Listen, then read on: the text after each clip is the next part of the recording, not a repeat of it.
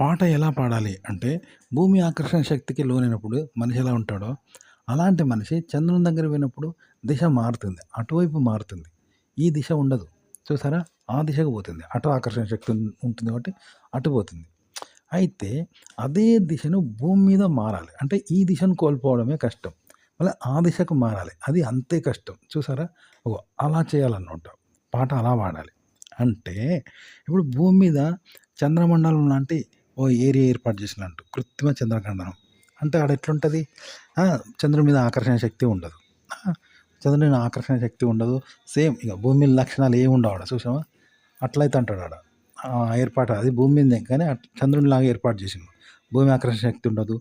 గాలిలో పైకి ఎగురుతాడు మనిషి. ఇట్లుంటదన్నట్టు.